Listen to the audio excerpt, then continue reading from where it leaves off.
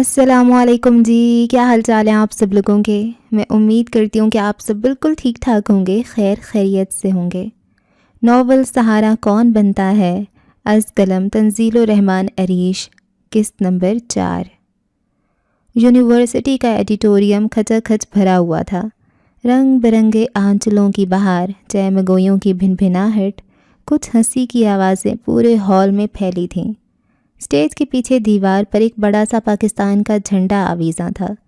Stage پر 7 کرسیاں نیم دائرے میں ایک سائڈ پر رکھی تھیں۔ ان کرسیوں کے سامنے ایک کرسی رکھی تھی۔ ایسا لگ رہا تھا جیسے ایک سائڈ پر ایک کمیٹی بیٹھے گی اور سامنے کرسی پر کوئی ملزم۔ چند ہی لمحوں میں وہاں 3 پروفیسرز یونی کے اور 2 افراد کسی NGOs کے نمائندے، ایک DCO جو آج کے چیف گیسٹ بھی تھے، اور ایک مذہبی رہنما آ کر بیٹھ گئے۔ جیسے ہی وہ سب ہال میں انٹر ہوئے تھے، پورے ہال میں ایک پل کو خاموشی چھا گئی تھی۔ ہال میں کرسیوں کو 2 اطراف میں لگایا گیا تھا۔ ایک طرف لڑکیاں بیٹھی تھیں، درمیان میں راستہ، اور دوسری طرف لڑکے بیٹھے تھے۔ عائزہ نے فرنٹ رو کے اس سیٹ پر قبضہ کیا جہاں سے اسٹیج بالکل سامنے تھا۔ اس کے برعکس عمر درمیان میں ایک رو کے بالکل آخر میں کونے میں بیٹھا تھا جہاں سے کسی لڑکی پر نظر نہ پڑے۔ اس سے ان مباحثوں میں حصہ لینے کا بس اتنا ہی شوق تھا کہ آتا، سنتا اور چلا جاتا۔ تقریب کا آغاز تلاوت سے کیا گیا اور نعت پڑھی گئی، جس کے بعد اسٹیج سیکرٹری مائک پر آئے اور کہنے لگے، اس تقریب کو دلچسپ بنانے کے لیے آپ میں سے کچھ لوگوں کو چنا گیا ہے جو اپنا نام دے چکے ہیں۔ ان سے یہاں موجود پینل سوالات اور بحث کرے گا۔ تو اس سلسلے میں جو پہلا نام ہے وہ ہے مس راحیلہ فاروقی کا۔ مس راحیلہ فاروقی سے درخواست ہے کہ وہ اسٹیج پر تشریف لے آئیں۔ فرنٹ رو میں بیٹھی ایک لڑکی اٹھی اور اسٹیج پر جا کر اسے ایک کرسی پر بیٹھ گئی جس کا رخ 7 کرسیوں کی طرف تھا۔ مباحثہ شروع ہو گیا۔ ایک لڑکی میں کانفیڈنس تو تھا، مگر اس کے جوابات اور بحث انہی پوائنٹس کے گرد گھومتی رہی جو عام طور پر مشہور تھے۔ مثلا جدید تعلیم کا نہ ہونا ایک رکاوٹ ہے، عورتوں کو آگے نہیں آنے دیا جاتا، سیاستدان اپنے مفادات کی خاطر کام کرتے ہیں، وغیرہ وغیرہ۔ 15 منٹ گزرے تو راحیلہ کو ٹائم اوور کا بتایا گیا۔ وہ اٹھ کر اپنی سیٹ پر واپس چلی گئی۔ نیکسٹ اناؤنسر نے اعلان کیا، ہمارے نیکسٹ اسٹوڈنٹ ہیں محمد عمر فاروق، لاسٹ سیمسٹر ڈپارٹمنٹ آف اسلامیات۔ عمر اپنی جگہ سن ہو گیا، اس کے اندر طوفان سے چلنے لگا۔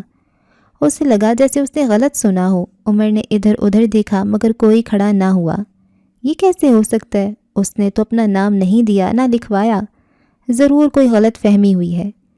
اتنی دیر میں اناؤنسر نے دوسری مرتبہ اس کا نام پکارا۔ اس سے اگلی رو میں اس کا ایک کلاس میٹ بیٹھا تھا۔ اس نے چلا کر کہا، سر یہ یہاں ہے۔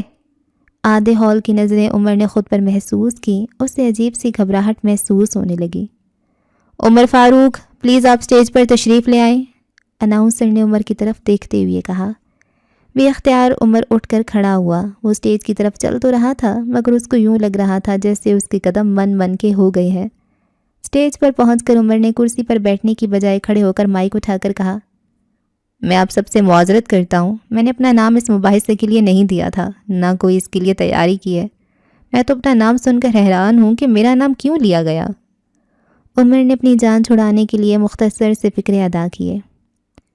اس سے تو یہ تقریب اور بھی دلچسپ ہو جائے گی۔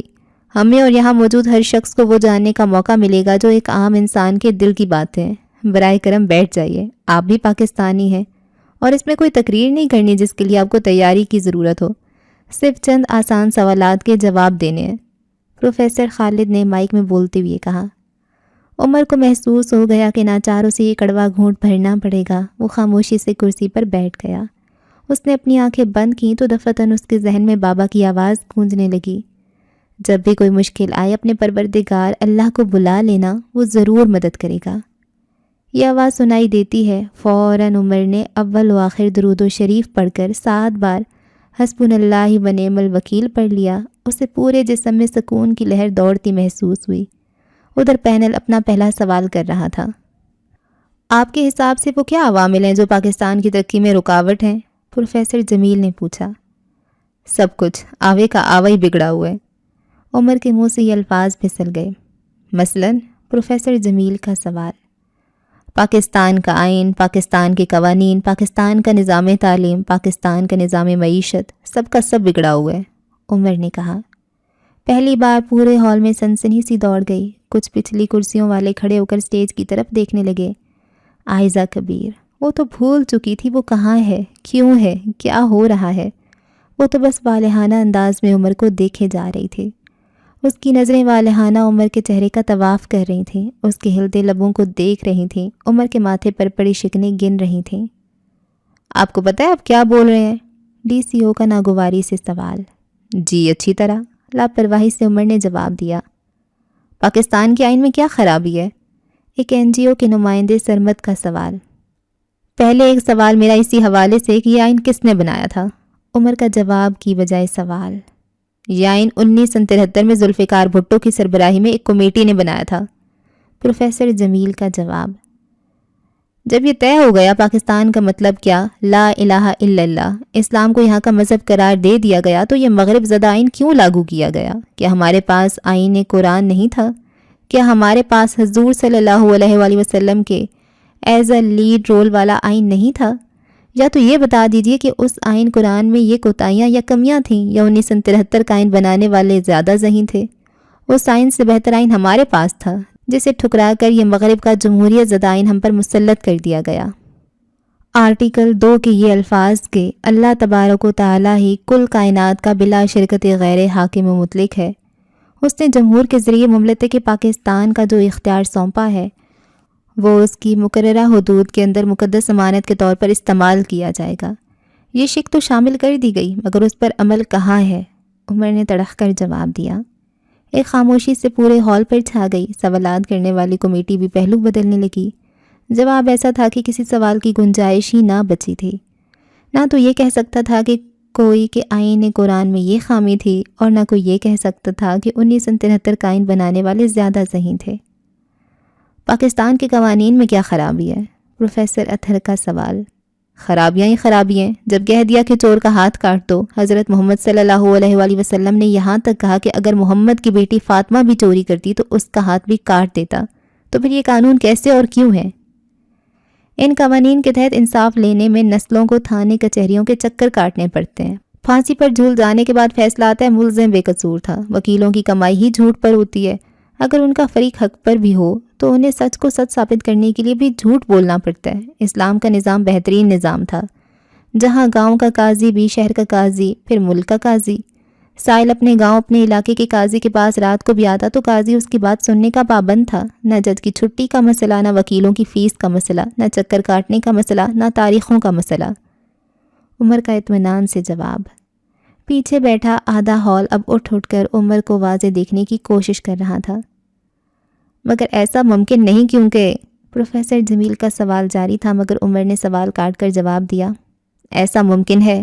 بے شک سعودی قوانین اب بھی اپنی وقت کھو رہے ہیں، مگر یہی قوانین وہاں موجود ہیں جن کی وجہ سے امن ہے۔ اگر یونین کی سطح پر چیئرمین بنائے جا سکتے ہیں تو قاضی بھی بنائے جا سکتے ہیں۔ اسی طرح حکومت کا بہت سا سرمایہ یہ جو عدالتوں کچہریوں میں لگتا ہے وہ بھی بچ جائے گا۔ ڈی سی او اب غور سے عمر کو دیکھنے لگا۔ اور پاکستان کے نظام تعلیم میں کیا خرابی ہے؟ دوسرا کوئی سوال نہ مل پایا تو ایک اور این جی او کے نمائندے جبران نے پوچھا۔ جب انسان کوئی راہ چنتا ہے تو دیکھتا ہے کہ پہلے کون سے لوگ تھے، کس راہ پر چل کر کامیاب ہوئے ہیں۔ ایسے لوگوں کی مثال دیتا ہوں اور ان کی نظام تعلیم بتا دیتا ہوں۔ فیصلہ آپ خود کر لیجئے گا کہ نظام تعلیم کیسا ہونا چاہیے تھا۔ یورپ والوں نے جابر بن حیان کو گیبر، ابن رشید کو اویرو، ابن سینا کو ایفسیونا اور ابن الہیشم کو الہیزن کہنا شروع کیا تاکہ ان کا مسلمان اور عرب ہونا ثابت نہ ہو۔ ابن سینا کی کتاب القانون، بصری کی کتاب الحیوان اور ابو القاسم کی جراحی 17ویں صدی عیسوی تک یورپ میں نصابی کتب کے طور پر پڑھائی جاتی رہیں۔ ان کتابوں میں انسانی دماغ اور اعصاب کی تصاویر بنی تھیں۔ کاغذ کی صنعت کو اوج کمال پر پہنچانے والے اہل شاطبہ ہیں۔ چھپائی کی مشین اور مطابع کے پہلے موجد مسلمان سائنسدان ہیں۔ دوران خون کا جدید نظریہ ولیم ہاروے سے منسوب کیا جاتا ہے، حالانکہ اس سے بہت پہلے ابن النفیس نے نظریہ پیش کیا تھا۔ ابو القاسم زہراوی نے مثانہ کی پتھری نکالنے کے لیے جسم کا جو مقام آپریشن کے لیے تجویز کیا تھا، آج تک اسی پر عمل ہو رہا ہے۔ محمد بن زکریا رازی دنیا کے پہلے طبیب جنہوں نے ٹی بی کا علاج اور چیچک کا ٹیکہ ایجاد کیا تھا۔ الجبرا خصوصی طور پر مسلمانوں نے ایجاد کیا ہے۔ ابن ہاشم نے ایک مصنوعی چاند بنایا تھا جو ماہ نخشب کے نام سے مشہور تھا۔ یہ نخشب نامی کنویں سے طلوع ہوتا تھا اور تقریباً 200 مربع میل کا علاقہ منور کرتا تھا۔ عمر خیام نے شمسی کیلنڈر مرتب کیا، سورج اور چاند کی گردش، سورج گرہن، علم المیقات اور بہت سے سیاروں کے بارے میں غیر معمولی سائنسی معلومات بھی البیرونی جیسے نامور مسلم سائنسدان نے فراہم کیں۔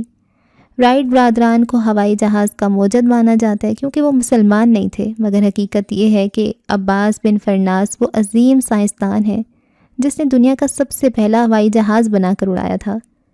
وہ کافی دیر ہوا میں اڑتا رہا مگر اس کے ہوائی جہاز میں لینڈنگ کے لیے دم والی ٹیکنیک کی کمی تھی، جس کی وجہ سے لینڈنگ کے دوران وہ گر کر ہاتھ پاؤں تڑوا بیٹھا تھا، لیکن اس نے اپنے شاگرد کو دم کے اصول کو یاد رکھنے کی نصیحت کی تھی۔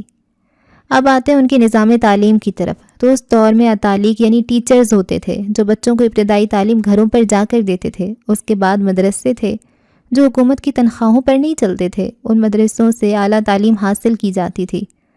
اب نہ تو وہ ٹیچرز رہے نہ وہ مدرسے، اب سکولز ہیں، کالجز، یونیورسٹیاں ہیں جو بس پیسہ کمانے کے لیے کاروبار بن چکا ہے۔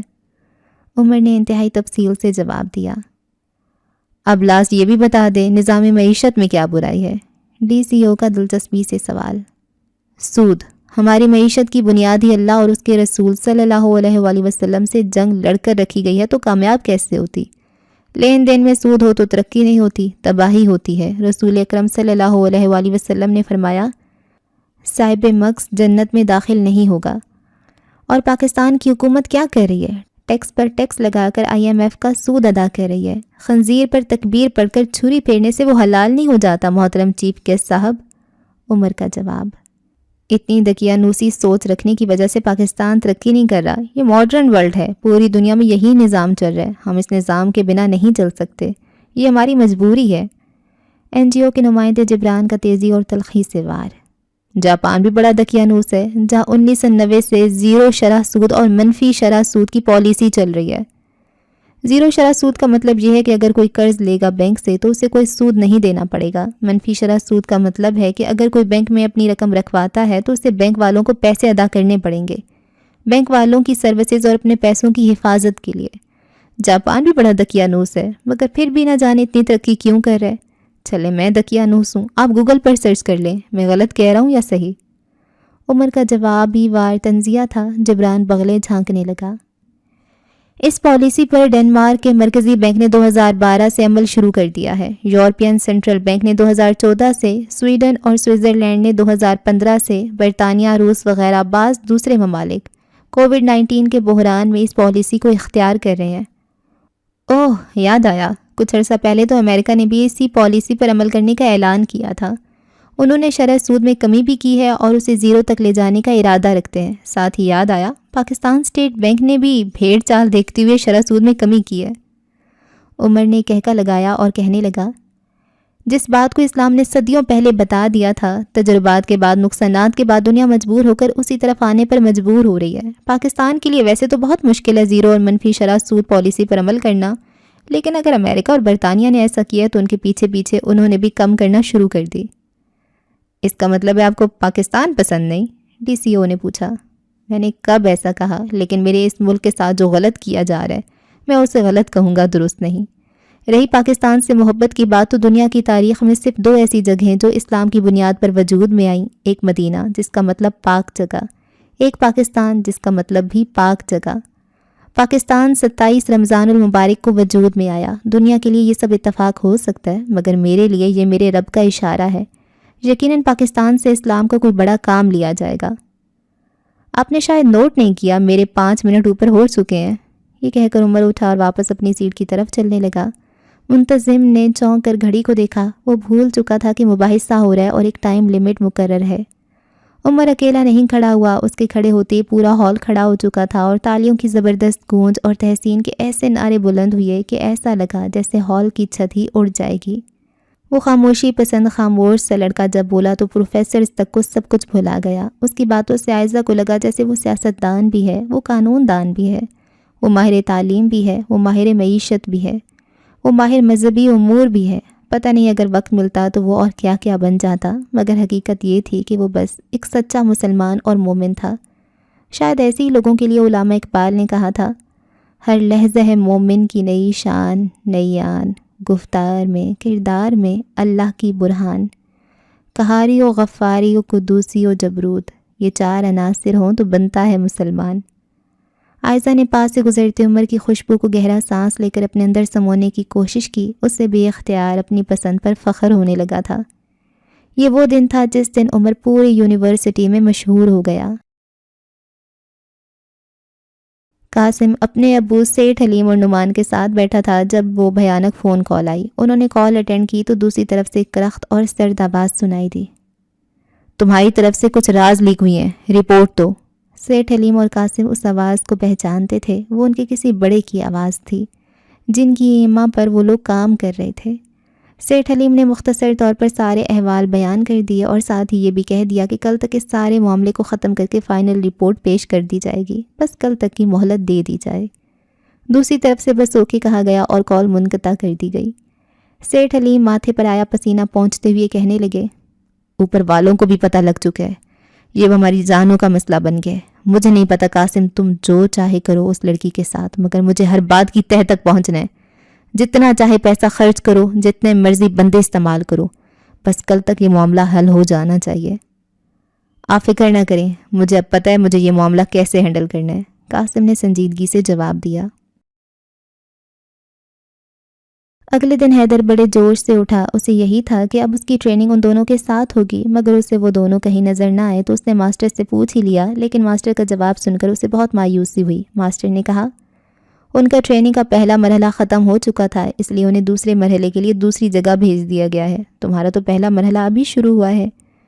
اس دن حیدر نے بڑی بے دلی سے ایکسرسائزز اور دوسرے اسباق لیے۔ ماسٹر نے بھی اس کی یہ بے دلی نوٹ کر لی۔ شام کو ماسٹر نے اس سے کہا، جتنی جلدی تم پہلا مرحلہ طے کرو گے اتنی جلدی تم ان کے ساتھ مل سکو گے۔ اس بات نے حیدر کے اندر پارا بھر دیا اور وہ جی جان سے اپنے کام میں لگ گیا، مگر وہ بھول گیا تھا کہ ماسٹر تو ماسٹر ہے۔ اسے خوب پتہ ہے کیسے بھینس کو چارے کا لالچ دے کر پیچھے لگانا ہے، کیسے جوش پیدا کر کے اپنی مرضی کا نتیجہ حاصل کرنا ہے۔ خولہ کے لیے وہ تمام باتیں حیران کن تھیں، لیکن ان تمام باتوں کے جاننے کے باوجود بابا اور راشد نے تفصیل نہیں بتائی کہ وہ کیا کرتے ہیں۔ ان کے بقول ابھی خولہ کے لیے یہ جاننے کا وقت نہیں آیا۔ زرار کو بھی اس بات پر بہت غصہ آیا تھا۔ اس نے تو یہ بھی کہا کہ منصور بھی انہی کا ہم عمر ہے، مگر بابا جانی نے جواب دیا، بے شک وہ ان کا ہم عمر ہے، مگر وہ سلجھا ہوا اور ان کی سوچ سے بھی آگے کی سوچ رکھنے والا انسان ہے۔ اس میں کچھ خوبیاں ایسی ہیں جن کی وجہ سے وہ بابا کی ٹیم میں شامل ہے۔ پاپا کل رات کو ہی واپس چلے گئے تھے۔ خولہ بیٹھی تو یونیورسٹی میں اپنی کلاس میں تھی، مگر اس کا ذہن بار بار رات کو ہونے والی باتوں کی طرف بھٹک رہا تھا۔ خولہ کی نظر کلاس میں داخل ہوتے قاسم پر پڑی تو تھوڑا سا چونک سی گئی۔ قاسم بنا کسی کی طرف دھیان دیے کلاس کی سب سے پچھلی رو میں اکیلا جا کر بیٹھ گیا۔ عمار کی طرف اس نے ایک بار دیکھا، مگر عمار کی سرد مہر سی نظروں کا سامنا نہ کرتے ہوئے اس نے اپنے لیے نئی جگہ چن لی۔ سارا دن لیکچرز ہوتے رہے، مگر قاسم جسے ہر بات میں ٹانگ اڑانے کی عادت تھی، خلاف معمول ہر لیکچر میں چپ رہا۔ آخری پیریڈ کے بعد خولہ یونی کی پارکنگ میں آئی۔ اس کی کار یونی سے باہر نکل کر کچھ ہی فاصلے تک چلی ہوگی کہ اسے روڈ کے کنارے کھڑا قاسم دکھائی دیا، جو ہاتھ اٹھا کر اسے رکنے کا اشارہ کر رہا تھا۔ پہلے تو خولہ نے نظر انداز کر کے گزرنا چاہا، مگر پھر خود پہ بے پناہ اعتماد اور قاسم کے ڈیٹا کے متعلق تجسس کہ شاید اس سے کچھ پتہ چل جائے کیسا ڈیٹا تھا، کیونکہ بابا نے اس کے متعلق کچھ نہیں بتایا تھا، ان دو باتوں کے زیر اثر اس کے پاؤں بریک پر جا پڑے۔ اگر اس نے کوئی حرکت کرنے کی کوشش کی تو اس کا انجام بہت برا ہوگا، خولہ نے دل ہی دل میں خود سے کہا۔ جیسی کار قاسم کے پاس جا کر رکی، خولہ نے شیشہ نیچے کیا اور سوالیہ نظروں سے قاسم کی طرف دیکھا۔ قاسم دھیمے اور بجھے ہوئے لہجے میں بولا، اگر آپ برا نہ منائیں تو کیا 5 منٹ بات ہو سکتی ہے آپ سے؟ خولہ تھوڑا حیران سی ہوئی، کیونکہ اسے لگا تھا کہ قاسم اس سے تند و تیز لہجے میں بات کرے گا۔ کہیں تو میں آپ کی گاڑی میں آ جاتا ہوں، یا آپ میری گاڑی میں آ جائیں، یا یہیں باہر کھڑے ہو کر بات کر لیتے ہیں۔ قاسم کا لہجہ ہنوز دھیما تھا۔ خولہ نے ایک پل کے لیے سوچا، پھر اسے باہر کھڑے ہو کر بات سننا مناسب لگا۔ اگر ہاتھ پاؤں چلانے کا موقع آیا تو وہ باہر ہی کھل کر چلا سکے گی، یہی سوچ کر اس نے دروازہ کھولا اور خاموشی سے باہر آ گئی۔ بولو، خولہ نے قاسم کی طرف رخ کرتے ہوئے کہا۔ وہ چوکنی کھڑی تھی۔ دیکھو، جو کچھ بھی آپ کے ہاتھ لگے وہ آپ کے کسی کام کا نہیں، نہ ہی آپ اسے۔ قاسم نے اتنا ہی کہا تھا کہ خولہ کو اس کی آنکھوں میں ایک چمک سی ابھرتی محسوس ہوئی۔ خولہ بے اختیار ایکشن کے لیے تیار ہوئی۔ اس سے پہلے خولا اس چمک کو سمجھ پاتی اور کچھ کر پاتی، ایک شدید درد کی لہر اسے اپنے سر کی پچھلی طرف محسوس ہوئی، جیسے کسی نے بڑے زور سے کسی سخت چیز کا وار کیا ہو۔ خولا نے فوراً مڑ کر دیکھنا چاہا، مگر اس سے پہلے ایک اور زور کی ضرب اس کے سر پر پڑی۔ وہ بے اختیار لہرا کر زمین پر گرنے لگی۔ قاسم کے چہرے پر زہریلی مسکراہٹ اور پیچھے کھڑے 2 گارڈز جن کے ہاتھوں میں ڈنڈے تھے، یہ 2 آخری چیزیں تھیں جو بے ہوش ہونے سے پہلے خولا کی آنکھوں نے دیکھیں۔ ذہن میں کہیں دور ایک آخری سوچ ابھری کہ وہ بری طرح پھنس چکی ہے۔ اس کے بعد خولا کو کوئی ہوش نہ رہا۔ بے پناہ خود اعتمادی اور تجسس کے ہاتھوں وہ بابا کے دیے ہوئے 3 اسباق بھول گئی تھی۔ کبھی دشمن کو کمزور مت سمجھنا، چوٹ کھائے دشمن سے حد درجہ محتاط رہو، کیونکہ وہ زخمی شیر کی طرح ہوتا ہے۔ جنگ میں پہلی فتح پر خوش گمانی اور حد سے زیادہ خود اعتمادی سے بچو۔ دشمن پر فتح پانی ہو تو دشمن کی جگہ پر خود کو رکھ کر سوچو کہ اگر تم ہوتے تو تم خود کے خلاف کیا کرتے۔ حیدر کو ماسٹر کا لیکچر سنتے آدھا گھنٹہ ہو چکا تھا۔ اسے انسان نما پنچنگ بیگ پر ہیٹنگ کرتے 15 منٹ ہو گئے تھے، لیکن ان 15 منٹوں میں حیدر پسینے میں شرابور ہو چکا تھا۔ فائٹ میں یہ نہیں دیکھا جاتا کہ آپ کس قدر طاقتور ہیں، بلکہ یہ دیکھا جاتا ہے کہ آپ نے کتنی کم طاقت میں دشمن کو زیر کر لیا ہے۔ وہی اصلی مارشل آرٹسٹ ہوتا ہے جو کم سے کم وار میں زیادہ سے زیادہ نقصان پہنچا سکے۔ ماسٹر کا لیکچر ساتھ ساتھ جاری تھا۔ ماسٹر ایک پوسٹر کے پاس رکے جس پر انسانی جسم کا ڈھانچہ اور لیبل رگوں کو دکھایا گیا تھا۔ یہ گردن کا ایک حصہ ہے جسے لیرکس کہا جاتا ہے۔ یہاں اگر ایک درمیانی شدت کا وار کیا جائے تو اس سے 3 نتائج ملتے ہیں۔ نمبر 1، شکار کو سانس لینے میں بہت مشکل ہو جاتی ہے۔ نمبر 2، شکار کو بولنے میں انتہائی دقت کا سامنا کرنا پڑتا ہے۔ نمبر 3، شکار کے لیے کھانے پینے کے عمل میں نگلنا مشکل ہو جاتا ہے۔ اگر وار کی شدت میں اضافہ کیا جائے تو شکار ہمیشہ کے لیے بولنے سے محروم ہو جائے گا، کیونکہ اس سے اس کا وائس باکس بریک ہو جائے گا۔ اگر بولنے کے قابل رہا بھی تو ایسا ایک پیچیدہ آپریشن کے بعد ہی ممکن ہے۔ ماسٹر لیبل ڈائیگرام سے حیدر کو سمجھا رہا تھا اور حیدر بھی بڑی دلچسپی سے یہ پوائنٹ ذہن نشین کر رہا تھا۔ اگر آپ انتہائی کمزور ہیں، جیسے تم ابھی بچے ہو، یا کوئی کمزور ناتواں لڑکی ہو اور وہ ایسی حالات میں پھنس جائے جہاں ان کی جان یا عزت کو خطرہ پیش آ جائے، تو اسے کیا کرنا چاہیے؟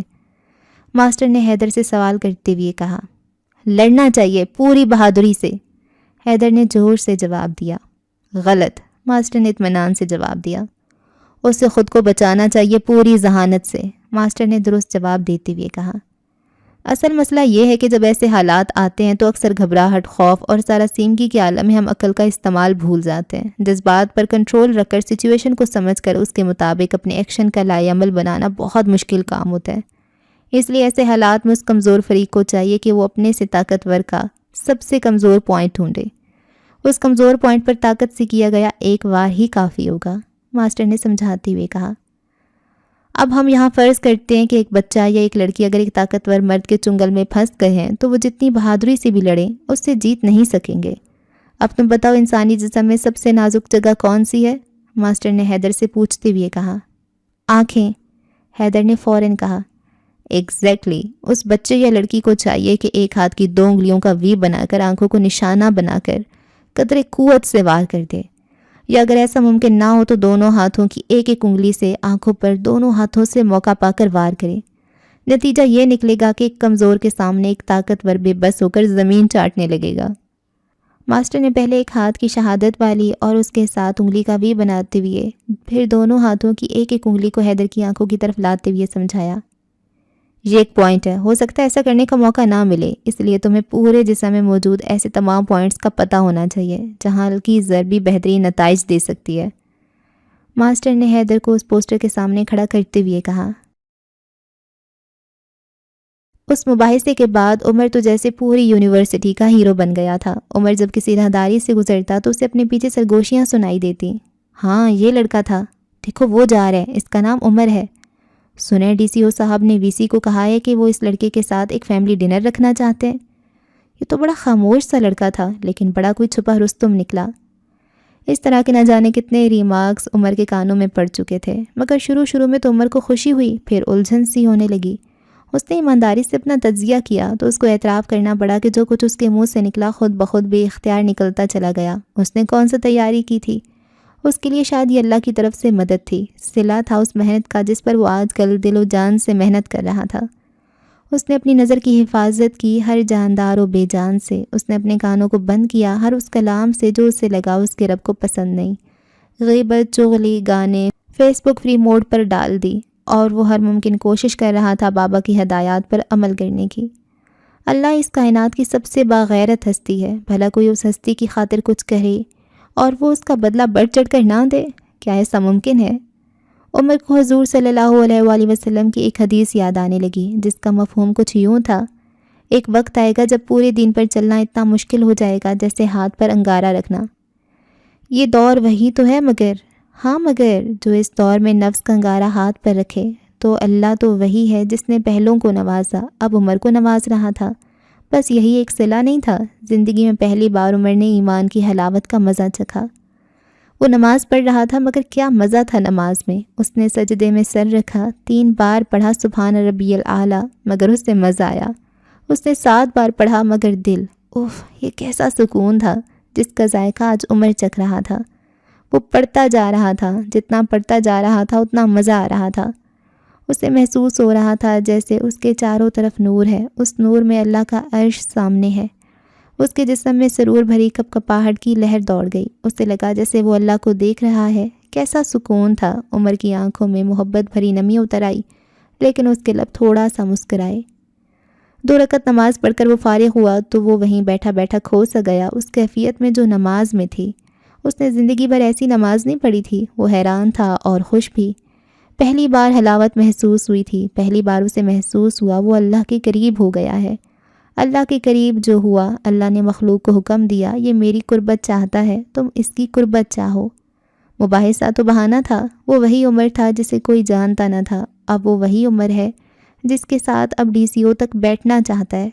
یہ سارے کھیل تو اللہ کے تھے، اپنے بندے کی عزت بندوں کے دل میں جو ڈالنا تھی، مگر سبب آئزہ بنی، سبب کلیم بنا، سبب یونیورسٹی کی انتظامیہ بنی، سبب DCO بنا، سبب مباحثہ بنا۔ ان سب کو عمر نہیں جانتا تھا، مگر پلان اللہ کا تھا۔ بے شک جب وہ چاہتا ہے ایسے جگہ سے راستہ نکالتا ہے جس کا کوئی وہم و گمان بھی نہیں کر سکتا۔ عمر نے وقت دیکھا تو حیران رہ گیا۔ اس کو پورے 32 منٹ لگے تھے 2 رکعت پڑھنے میں، مگر عمر کو وقت کا پتہ ہی نہ چلا۔ وہ سمجھ گیا تھا حلاوت کا ذکر کرتے وقت بابا پر رکعت کیوں طاری ہوئی تھی، کیونکہ حلاوت ایمان کو لفظوں میں بیان نہیں کیا جا سکتا، سمجھایا نہیں جا سکتا، اسے تو بس کما کر محسوس کیا جا سکتا ہے۔ عمر کو اب محسوس ہو رہا تھا، مگر نہیں، ابھی صلہ باقی تھا۔ آج کے دور میں اتنی محنت، جہاں نظر کی حفاظت ممکن نہیں، جہاں کان کی سماعت محفوظ نہیں، عمر نے 1 ماہ کی مشقت میں یہ کر دکھایا تھا۔ صلہ ابھی باقی تھا۔ ایک بہت بڑا مجمع لگا، مجمع کے درمیان میں ایک اونچا سا سٹیج تھا جس تک پہنچنے کے لیے کوئی سیڑھی نہیں تھی۔ سب کی نظریں اور ہاتھ آسمان کی طرف اٹھے تھے، ہر کوئی ہاتھ اوپر کیے سٹیج تک پہنچنے کی کوشش میں تھا۔ عمر بھی اس مجمع میں کھڑا تھا، سب کی نظریں اس سٹیج پر کھڑی نورانی شخصیت پر تھیں۔ عمر بھی سر اٹھائے سٹیج کی طرف دیکھنے لگا۔ اچانک اس ہستی کا ہاتھ عمر کو ایک پل کے لیے اپنی طرف تھوڑا سا بڑھتا نظر آیا، اور دوسرے ہی لمحے، پلک جھپکنے سے بھی کم لمحے میں، عمر نے خود کو سٹیج پر پایا۔ عمر نے نیچے دیکھا تو تا حد نظر اسے لوگ ہی لوگ نظر آئے، جو اسی کوشش میں تھے کہ انہیں بھی سٹیج پر آنے کا موقع مل جائے۔ عمر نے سامنے کھڑی نورانی شخصیت کو دیکھا، انہوں نے پیچھے جانے کا اشارہ کیا۔ عمر پیچھے چلا تو دیکھا سٹیج پر ایک راستہ تھا جو نہ جانے کہاں جا رہا تھا۔ اس راستے کے سرے پر ایک اور نورانی چہرے والا شخص کھڑا تھا۔ اس شخص نے عمر کو اس راستے پر چلنے کا اشارہ کیا تو عمر اس راستے پر ہو لیا۔ اچانک عمر کی آنکھ کھلی تو اس نے خود کو اپنے بستر پر پایا۔ ایک لمحے کے لیے تو وہ سکتے میں آ گیا اور خواب کے بارے میں سوچنے لگا، پھر ہڑبڑا کر اٹھا۔ تہجد کا وقت تھا۔ اس نے جلدی سے وضو کیا اور بجائے نماز پڑھتا سیدھا سجدے میں جا گرا۔ وہ بلک کر تڑپ تڑپ کر رونے لگا، آنکھوں سے پانی بہنے لگا۔ اس کو حضور صلی اللہ علیہ وآلہ وسلم کی زیارت نصیب ہوئی تھی، اور راستے کے سرے پر کھڑے شخص حضرت بلال حبشی رضی اللہ عنہ تھے۔ یا اللہ، میں تو اتنا گنہگار تھا، تو نے مجھے یہ سعادت بخشی۔ کہاں وہ عام سا بندہ، کہاں اتنی بڑی سعادت۔ جتنا وہ یہ سوچتا، اس کا رونا بڑھتا جا رہا تھا۔ روتے روتے اس کی ہچکی بند گئی، شدت جذبات سے اس کی زبان خاموش ہو گئی، اس کے پاس الفاظ ختم ہو چکے تھے، مگر اس کے آنسو اور اس کے جسم کا رواں رواں تڑپ رہا تھا۔ اسے لگا سجدے میں کافی نہیں، وہ اوندھا لیٹ گیا اور دونوں ہاتھ جوڑ کر سر آگے بڑھا کر اپنا منہ زمین پر رکھ دیا۔ بے اختیار اس کی زبان سے واسطے نکلنے لگے۔ یا اللہ تجھے تیری عظیم رحمت کا واسطہ، یا اللہ تجھے تیری کبرائی کا واسطہ، یا اللہ تجھے تیرے حبیب صلی اللہ علیہ وآلہ وسلم کا واسطہ۔ یا اللہ مجھے نہیں پتہ میں کس چیز کا واسطہ دوں، مگر اتنا کہوں گا، اے پروردگار، اے ارحم الراحمین، جو دولت مجھے دی ہے وہ کبھی مت چھینا مجھ سے۔ یا اللہ بے شک ساری زندگی میری کوئی دعا قبول نہ کرنا، آج بس ایک دعا قبول کر لے۔ قیامت کے دن مجھے اپنے اور اپنے حبیب صلی اللہ علیہ وآلہ وسلم کے آگے شرمندہ مت ہونے دینا، مجھے اب خود سے دور مت کرنا۔ یا اللہ جانے انجانے میں مجھ سے کوئی گناہ ہو جائے تو معاف کر دینا، بس مجھے خود سے دور مت کرنا۔ شدت جذبات سے عمر کا گلا روندھ گیا، الفاظ نکلنا بند ہو گئے، مگر اس کا رواں رواں تڑپ کر یہی فریاد کرتا رہا، اور وہ ہاتھ باندھے اوندھے منہ زمین پر لیٹا رہا۔ اس نے تو بس دنیاوی آنکھ بند کی تھی، دنیاوی کان بند کیے تھے، دنیاوی زبان کو تالا لگایا تھا، مگر اللہ نے اس کی روح کو یہ سب کچھ عطا کر دیا تھا۔ جو کام جتنا مشکل ہو اس کا صلہ بھی اتنا ہی عظیم ہوا کرتا ہے۔ اس نے فتنہ دور میں نفس کو وہ لگام ڈالی تھی جو دوسروں کے نزدیک ناممکن تھی، مگر اب وہ حلاوت ایمان چکھ رہا تھا، اس صبر کا انتہائی لذیذ و شیریں پھل چکھ رہا تھا۔ اور ایمان والیوں سے کہہ دو کہ اپنی نگاہ نیچی رکھیں اور اپنی عصمت کی حفاظت کریں اور اپنی زینت کو ظاہر نہ کریں۔ اے نبی صلی اللہ علیہ وآلہ وسلم، مومن مردوں سے کہو کہ اپنی نظریں بچا کر رکھیں اور اپنی شرمگاہوں کی حفاظت کریں، یہ ان کے لیے زیادہ پاکیزہ طریقہ ہے، جو کچھ وہ کرتے ہیں اللہ اس سے باخبر رہتا ہے۔ یہ کیسے ہو سکتا ہے کہ کوئی کائنات کی سب سے سخی اور سب سے غیرت والی ہستی رب العالمین کے لیے اپنی نفس کی قربانی دے اور وہ اس کا بدلہ نہ دے؟ وہ تو بڑھا چڑھا کر دینے والی ہستی ہے، کوئی ذرا سی قربانی دے تو صحیح، وہ خزانے لوٹا دے گا، ایسے خزانے جس نے لذت دنیا کے خزانوں سے الگ اور منفرد ہے۔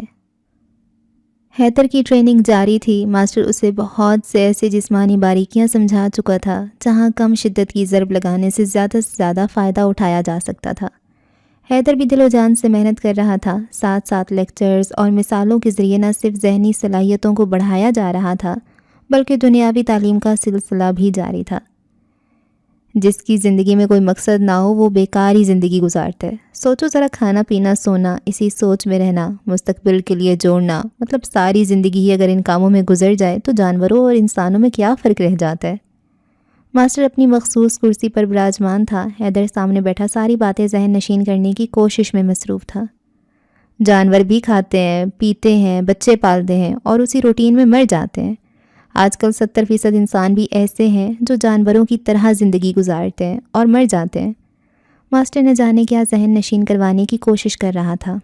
دیکھو، ماسٹر نے سیدھا ہوتے ہوئے کہا، 3 قسم کے جانور ہوتے ہیں۔ نمبر 1 چارہ خور، نمبر 2 درندے، نمبر 3 موذی۔ 3 طرح کے ہی ایسے انسان ہوتے ہیں جو دکھتے تو انسان ہیں مگر اصل میں وہ یہی جانور ہوتے ہیں جو 3 اقسام ابھی بتا چکا ہوں۔ ماسٹر نے سمجھاتے ہوئے کہا۔ مجھے نہیں سمجھ آئی، حیدر نے شرمندہ سے لہجے میں کہا۔ میں سمجھاتا ہوں۔ پہلی قسم کے جانوروں کو دیکھو، وہ چارہ اور اناج وغیرہ کھاتے ہیں، جس قسم کا بھی دے دیا جائے ان کو مطلب صرف پیٹ بھرنے سے ہوتا ہے۔ اسی طرح کے کچھ انسان ہوتے ہیں جن کا مقصد صرف اپنا پیٹ بھرنا ہوتا ہے، چاہے حلال ہو یا حرام، وہ کہتے ہیں بس ملتا جائے، مال و دولت بڑھتی جائے۔ ان میں دوسروں کا احساس نہیں ہوتا۔ ان انسانوں اور چارہ خور جانوروں میں کوئی فرق نہیں۔ اب آ جاؤ نمبر 2 درندے۔ یہ ایسے جانور ہیں جو اپنا پیٹ بھرنے کی خاطر دوسروں کو مار دیتے ہیں۔ اسی طرح انسان نما جانور ہوتے ہیں جو اپنے فائدے کے لیے دوسروں کا حق مارتے ہیں۔ دوسروں کا نقصان ہوتا ہے، ہو جائے مگر اپنا فائدہ ہو جائے۔ آج کل ایسے جانور نما انسانوں کی بہتات ہے۔ نمبر 3 موذی جانور۔ یہ وہ جانور ہیں جو اپنا فائدہ ہو یا نہ ہو دونوں صورتوں میں دوسروں کا نقصان کرتے ہیں۔ مثلاً سانپ، بچھو وغیرہ جو اوروں کو ڈستے ہیں، حالانکہ ڈسنے سے ان کا پیٹ نہیں بھرتا لیکن وہ اپنی فطرت کے مطابق ایسا کرتے ہیں۔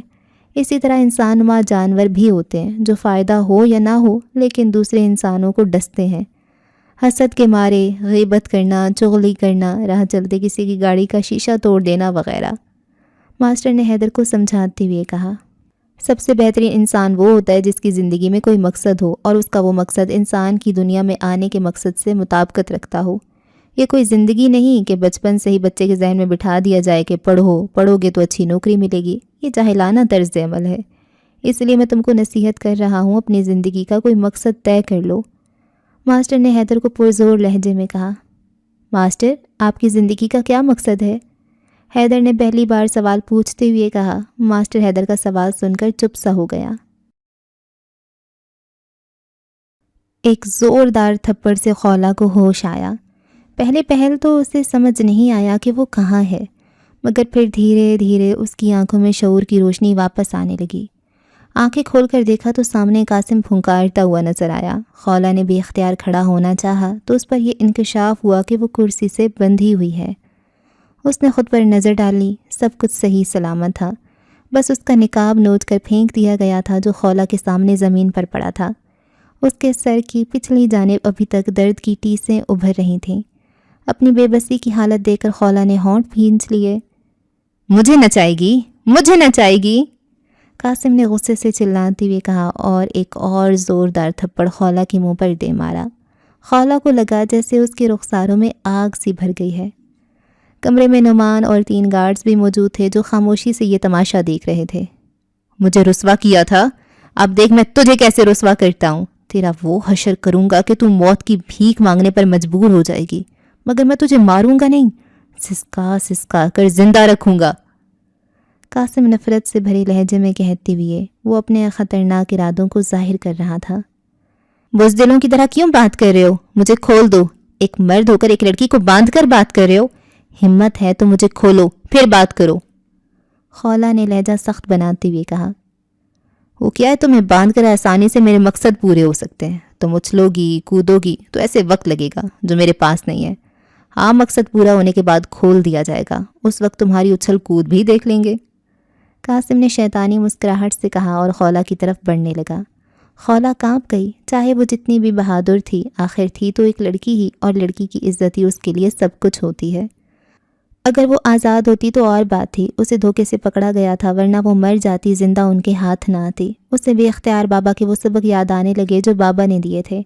کتنے ہی ایسے اسباق تھے جنہیں وہ نظر انداز کر چکی تھی اور اب احساس ہو رہا تھا۔ بابا کی باتوں کی سمجھ اب لگ رہی تھی۔ قاسم قریب آ کر خولا کی آنکھوں میں آنکھیں ڈال کر کہنے لگا، وہ ڈیٹا کہاں ہے؟ کیوں چرایا تھا؟ کس کو دیا؟ سارے سوالوں کے جوابات دینا شروع کر دو، ورنہ تم جانتی ہو تمہارے ساتھ کیا کچھ ہو سکتا ہے۔ ویسے بھی تم کافی حسین ہو، نہ جانے اتنے حسن کو چھپا کر کیوں رکھتی ہو؟ قاسم شیطانی انداز میں ہنسا۔ خولا کا دل چاہا اس کے منہ پر تھوک دے، مگر اس نے بڑی مشکل سے خود کو ایسا کرنے سے روکا، کیونکہ اگر وہ ایسا کرتی تو قاسم طیش میں آ کر انتہائی قدم اٹھا سکتا تھا۔ کیا تم وعدہ کرتے ہو اگر میں سب سچ بتا دوں تو تم مجھے بنا ہاتھ لگائے واپس جانے دو گے؟ خولا نے قاسم کو دیکھتے ہوئے کہا۔ ہاں ہاں، کیوں نہیں، تم باعزت طریقے سے واپس جا سکو گی، قاسم نے یقین دلاتے ہوئے کہا، مگر خولا جانتی تھی یہ جھوٹ ہے، وہ اب اتنی آسانی سے خولا کو جانے نہیں دے گا۔ خولا نے دل ہی دل میں ارادہ کیا کہ وہ مر جائے گی لیکن قاسم کے کسی مقصد کو پورا نہیں ہونے دے گی، لیکن مسئلہ یہ تھا کہ وہ بے بس تھی۔ کاش وہ آزاد ہوتی، اے اللہ تو ہی میری مدد فرما، کاش بابا جانی کو پتہ چل گیا ہو، کاش وہ کچھ کر دیں، زرار بھی اسے ڈھونڈ رہا ہوگا۔ جب انسان کچھ نہ کر پائے تو یہ کاش اور اس طرح کے خیالات جنم لینا شروع کر دیتے ہیں۔ سر باہر ایک شخص آپ سے ملنے آیا ہے، میں نے اس سے کہا ہے کہ آپ یہاں نہیں ہیں، لیکن وہ کہہ رہا ہے کہ ان سے رابطہ کرو، بہت ضروری بات کرنی ہے۔ مزید اس کا کہنا ہے کہ جو لڑکی قاسم صاحب کی دشمن ہے اس سے میری بھی پرانی دشمنی ہے۔ میں قاسم صاحب کو سب کچھ بتانا چاہتا ہوں کہ وہ لڑکی کون ہے، کس گروہ سے تعلق رکھتی ہے، تاکہ اسے قابو کرنے میں دونوں ایک دوسرے کی مدد کر سکیں۔ انٹرکام پر گیٹ پر موجود گارڈ اطلاع دیتے ہوئے کہا۔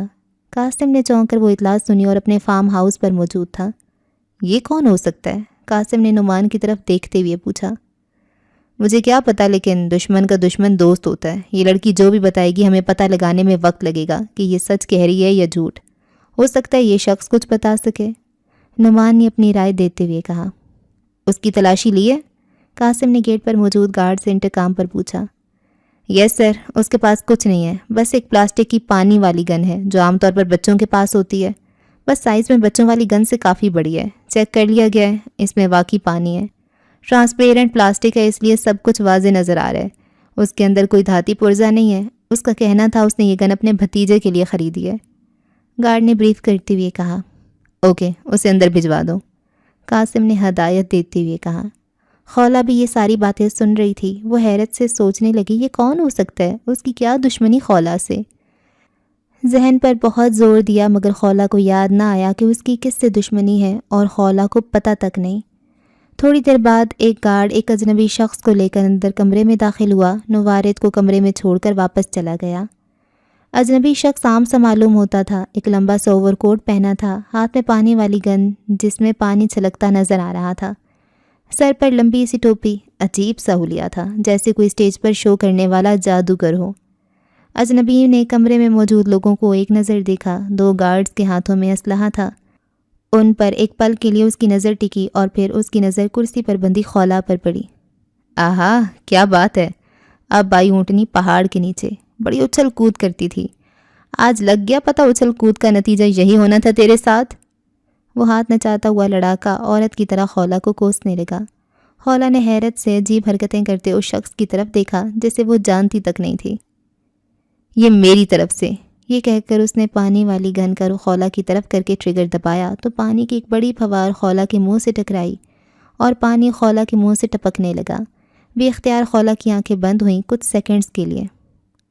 کون ہو تم اور اس لڑکی سے کیا دشمنی ہے؟ کیا جانتے ہو اس کے بارے میں؟ جب تک میں نہ کہوں اب کوئی حرکت نہ کرنا، قاسم نے سخت لہجے میں ہدایات دیتے ہوئے کہا۔ صاحب کیا بتاؤں، یہ لڑکی ایک پکی فراڈن ہے، لوگوں کو محبت کا جھانسا دے کر شادی کرتی ہے اور شادی والے دن بے ہوش کر کے سب کچھ لوٹ کر لے جاتی ہے۔ اس کے ساتھ اس کا گروہ بھی ہے۔ ہائی، اس فراڈن نے میری عمر بھر کی پونجی لوٹ لی مگر مجھے اس کا دکھ نہیں۔ ارے اس نے تو دل توڑا ہے، میں تو محبت کرنے لگا تھا اس سے۔ او بے وفا، تو ایک بار کہتی میں جان بھی ہنستے ہنستے لوٹا دیتا، دولت کی تو کیا اوقات۔ اجنبی شخص چوکڑی مار کر نیچے بیٹھ گیا اور سر پیٹتے ہوئے دہائیاں دینے لگا۔ قاسم اور نعمان حیرت سے اس شخص کو دیکھنے لگے، جبکہ خولا بھی بے یقینی سے اس شخص کو دیکھ رہی تھی جسے پہلے کبھی دیکھا نہیں اور وہ اس پر کیا کیا الزام لگا رہا ہے۔ لیکن خولا چپ رہی، وہ جو بھی تھا اس کے بہانے اس کا برا وقت کچھ دیر اور ٹل رہا تھا۔ تم کون ہو اور کیا کرتے ہو اور تمہارے ساتھ اس نے ایسا کب کیا؟ قاسم نے دلچسپی سے پوچھا۔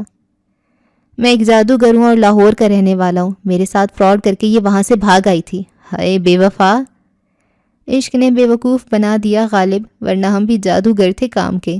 اجنبی نے غالب کے شیر کے پر خدشے اڑاتے ہوئے اس کا پوسٹ مارٹم کر دیا۔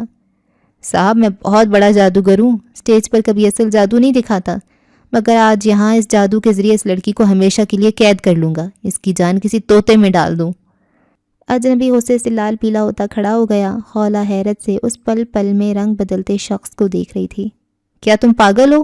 اس دور میں جادو جیسی کوئی چیز نہیں ہوتی، ہمیں اس لڑکی کے بارے میں جو پتہ ہے وہ بتاؤ اور یہاں سے دفع ہو جاؤ، ورنہ یہ نہ ہو تمہارا نام و نشان بھی نہ ملے کسی کو۔ نعمان نے سخت لہجے میں کہا۔ نعمان کی بات سن کر اجنبی اچھلنے لگا۔ اتنی بڑی گستاخی دور حاضر کے مہان ترین جادوگر کی شان میں، اتنی بڑی گستاخی جس سے افریقہ کے سرخ جنگل کی کالی دلدل کی خون آشام بدروحیں بھی پناہ مانگتی ہیں۔ یہ مہان ترین جادوگر اس گستاخی کو برداشت نہیں کرے گا، ورنہ عمرو عیار کی روح اپنی شاگرد سے شرمسار ہو جائے گی۔ اجنبی نے تقریباً ناچتے ہوئے کہا۔ چہرے کے عضلات پھڑکنے لگے۔ یو شٹ اپ، جو پوچھے وہ بتاؤ ورنہ الٹا لٹکنے کے لیے تیار ہو جاؤ، ہم خود ہی تم دونوں سے سب کچھ اگلوا لیں گے۔ نعمان چیخ کر بولا۔ خولا بھی حیرت اور بے یقینی سے اجنبی کو دیکھ رہی تھی اور سوچ رہی تھی کیا یہ شخص پاگل ہے؟ بس اب یہ میری کنواری عزت کا سوال ہے، جب تک اپنا جادو نہیں دکھاؤں گا کچھ نہیں بتاؤں گا، چاہے مر جاؤں۔ یہاں ایک پانی کا جگ رکھا نظر آ رہا ہے، ایک اور جگ لے کر آؤ پانی کا، پھر میرا جادو دیکھو، میں سب کچھ خود ہی بتا دوں گا۔ اجنبی نے بگڑے ہوئے لہجے میں کہا۔ جاؤ ایک جگ پانی اور لے آؤ۔ قاسم نے گارڈ کو اشارہ کیا۔ غالباً اس کے ذہن میں تھا کہ ایک تو دلچسپ تماشا دیکھنے کو ملے گا، دوسرا اجنبی اس کے بعد سب کچھ بتا دے گا۔ تھوڑی دیر میں گارڈ شیشے کے جگ میں پانی لے آیا۔ اب بدروحوں کی چیخیں سنائی دیں گی، باہر بھی آوازیں جائیں گی۔ اجنبی نے پریشانی کے تاثرات سے کہا۔ یہاں سے کوئی آواز باہر نہیں جائے گی کیونکہ یہ کمرہ ساؤنڈ پروف ہے۔ قاسم نے اطمینان سے جواب دیا۔ سب سے پہلے آپ نے گھبرانا نہیں ہے کیونکہ سکون صرف قبر میں ہے، وہ بھی اگر نیک اعمال ہوں تو تیار ہو جائیں دور حاضر کے عظیم ترین جادوگر کے کارنامے دیکھنے کو۔ اجنبی نے آستینے اوپر چڑھاتے ہوئے بڑے ڈرامائی انداز میں کہا۔ مسٹر قاسم اپنے پاس رکھا پانی کا جگ تھوڑا اور قریب کر لیں۔ اجنبی نے قاسم کو کہا۔ قاسم نے جگ تھوڑا اور قریب کر لیا۔ تم دوسرا جگ اٹھاؤ اور دونوں گارڈ اس جگ کے پاس جاؤ۔ اجنبی نے ایک گن والے گارڈ کو اشارہ کیا۔ اس گارڈ نے پانی کا جگ اٹھا لیا جبکہ دوسرا گارڈ اس کے قریب آ گیا۔ سب کے چہروں پر دلچسپی کے آثار نظر آ رہے تھے، یہاں تک کہ خولہ بھی دلچسپی لیے بنا نہ رہ سکی، حالانکہ وہ مصیبت میں گرفتار تھی۔ اس اجنبی نے ایسا ماحول بنا دیا تھا کہ ہر کوئی دلچسپی لینے پر مجبور ہو گیا تھا۔ اب میں گنتی گنوں گا تو میرے 3 کہتے ہی آپ تینوں نے اپنے ہاتھ آستینوں سمیت جگ میں ہاتھ ڈال دینے ہیں، پھر شروع ہوگا میرا جادو، اجنبی نے ہدایت دیتے ہوئے کہا۔ قاسم اور دونوں گارڈز نے سر ہلا دیے۔ 1 2 اور 3، اجنبی نے 3 چلا کر کہا۔ تینوں نے اکٹھے اپنے ہاتھ پانی کے جگ میں ڈال دیے۔ جب قاسم نے اپنا ہاتھ جگ میں ڈالنے لگا تھا تو اسے اپنی آستین پر گولڈن کلر کی معمولی سی کوئی چیز دکھائی دی، لیکن غور کرنے کا وقت نہیں تھا، اس لیے اس نے فوراً اپنا ہاتھ جگ میں ڈال دیا۔ مگر اگلا ہی لمحہ اس کمرے میں موجود ہر شخص کو دہلا گیا۔ دھاڑ دھاڑ کی 2 آوازیں سنائی دیں اور قاسم اور گارڈز کے ہاتھوں میں موجود پانی کے جگ ایک دھماکے کے ساتھ پھٹ گئے۔ ساتھ ہی قاسم اور دونوں گارڈز کے ہاتھوں کے چیتھڑے اڑ گئے۔ نہ صرف ان کے بلکہ خولہ اور نعمان کے منہ سے بھی چیخیں نکل گئیں، مگر دونوں گارڈز اور قاسم کی چیخیں بلند اور کرب میں ڈوبی تھیں۔ قاسم نے خوف زدہ ہو کر اپنے خون آلود ہاتھ کو دیکھا، جہاں سے خون بہہ رہا تھا اور 2 انگلیاں لٹک رہی تھیں، جبکہ باقی کی انگلیاں گوشت کے لوتھڑے بن کر اڑ چکی تھیں۔ چہرے پر بھی شیشے کے ٹکڑے لگنے سے زخم آ چکے تھے۔ کچھ ایسا ہی ملتا جلتا حال گارڈز کا بھی تھا۔ مہان جادوگر کی شان میں گستاخی کی مہان سزا، اجنبی نے چیختے ہوئے کہا۔ نعمان اور خولہ کو سکتہ ہو چکا تھا، وہ حیرت اور انتہائی خوف زدہ ہو کر کمرے کی حالت دیکھ رہے تھے۔ کچھ کانچ کے باریک ٹکڑے اور گوشت کے لوتھڑے ان دونوں کے چہروں پر بھی آ چپکے تھے۔ میں چاہوں تو پانی میں آگ لگا دوں، چاہوں تو مٹی کو بارود بنا دوں، چاہوں تو پانی کو راکٹ بنا دوں، اجنبی نے خوفناک لہجے میں کہا اور پانی گن کا رخ نعمان کے پاؤں کی طرف کر دیا۔ گن سے پانی کی ایک بڑی پھوار نکلی، سارا پانی جا کر نعمان کے پینٹ کے پونچے پر گرا۔ ایک اور دھاڑ کی آواز آئی، نعمان کے پاؤں پر دھماکہ ہوا اور آدھا جوتا، وہاں سے پینٹ کا کپڑا اور ساتھ ہی نعمان کے آدھے پاؤں کی دھجیاں اڑ گئیں۔ نعمان چیخیں مارتا تڑپتا ہوا زمین پر جا گرا۔ خولہ کے منہ سے بھی دہشت کے مارے چیخیں نکلنے لگیں۔ عمرو عیار کی روح اپنے شاگرد سے خوش ہوئی، اور اب تمہاری باری، اجنبی نے بڑے اطمینان سے کہا اور خولہ کی طرف بڑھنے لگا۔ خولہ کا رنگ پھک ہو گیا، وہ چلا چلا کر کہنے لگی، تمہیں غلط فہمی ہوئی ہے، میں وہ لڑکی نہیں ہوں، میں نے تمہیں کوئی دھوکہ نہیں دیا، میں نے تمہاری شان میں کوئی گستاخی نہیں کی۔ جو کچھ خولہ کی آنکھیں دیکھ چکی تھیں وہ خولہ کے وہم و گمان میں بھی کبھی نہیں آیا تھا۔ بھلا کون سوچ سکتا ہے پانی بھی دھماکے کی طرح پھٹ سکتا ہے؟ حیرت، خوف، دہشت اور کمرے میں موجود لوگوں کی خوفناک حالت نے خولہ کے اوسان خطا کر دیے۔ اجنبی خولہ کے پیچھے آیا اور نیچے جھک کر کچھ کرنے لگا۔ خولہ نے آنکھیں بند کر لی، منہ ہی منہ میں کلمے کا ورد شروع کر دیا۔ اسے لگا شاید اس کا آخری وقت آ چکا ہے۔ تھوڑی دیر تک کچھ نہ ہوا تو ڈرتے ڈرتے خولہ نے آنکھیں کھولی، وہ اجنبی کھڑا ہو رہا تھا۔ چلو اب، اجنبی کی آواز سنائی دی۔ خولہ کے اوسان معاف ہو چکے تھے، وہ نہ سمجھ سکی وہ کیا کہہ رہا ہے۔ اجنبی نے خولہ کا ہاتھ پکڑ کر کھینچ کر اٹھایا، تب خولہ کو احساس ہوا وہ آزاد ہو چکی ہے۔ وہ تقریباً اسے کھینچتا ہوا دروازے کی طرف لے گیا۔ کمرے سے باہر نکلتے ہوئے خولہ نے دیکھا صرف نعمان ہوش میں تھا، باقی بے ہوش ہو چکے تھے۔ نعمان بھی کرہ رہا تھا، کمرے کا منظر کسی ذبح خانے کا منظر پیش کر رہا تھا۔ باہر نکل کر جیسے ہی وہ گیٹ پر پہنچے، گارڈ ان کو دیکھ کر چونکا۔ اجنبی نے گارڈ کو جلدی سے کہا، وہ قاسم پھر ناچنے لگے، جلدی جاؤ، نعمان بلا رہے۔ چونکہ گارڈ پہلے بھی قاسم کے ناچنے کا منظر دیکھ چکا تھا، وہ گھبرا کر اندر کی طرف بھاگا، جبکہ اجنبی جلدی سے خولہ کو لیے باہر آیا۔ خولہ ایک ٹرانس کسی کیفیت میں ساتھ چل رہی تھی۔ گیٹ سے باہر کھڑی گاڑی میں خولہ کو بٹھا کر انجانی منزل کی طرف تیزی سے گاڑی بھگانے لگا۔ تم کیا چیز ہو؟ خولہ کے آسان اتنے خطا تھے کہ بجائے یہ پوچھنے کے کہ تم کون ہو، اس کے منہ سے نکلا وہ کیا چیز ہے۔ وہ اس سے بے حد ڈر چکی تھی اور مرعوب بھی تھی، پتہ نہیں یہ انسان ہے یا کوئی جن وغیرہ۔ میں کوئی چیز نہیں، انسان ہوں، اجنبی نے ہنستے ہوئے کہا۔ اب وہ بالکل ہی الگ سا نظر آ رہا تھا، کسی کھلنڈرے سے نوجوان کی طرح جسے کوئی فکر نہ ہو۔ خولہ کے آسان بحال ہونے لگے۔ نوجوان نے نہ جانے کس کا نمبر ملایا اور لاؤڈ سپیکر آن کر دیا۔ تھوڑی دیر بعد خولہ کو بابا جانی کا ہیلو سنائی دیا۔ سر خولہ میرے ساتھ ہے، شی از اوکے، اجنبی نے ادب سے کہا۔ اس بے وقوف کو لے آؤ۔ خولہ کو موبائل کی دوسری جانب سے بابا جانی کی آواز سنائی دی۔ خولہ کو پہلی بار سکھ کا سانس آیا۔ خولہ نے سرسراتے لہجے میں پوچھا، تم کون ہو؟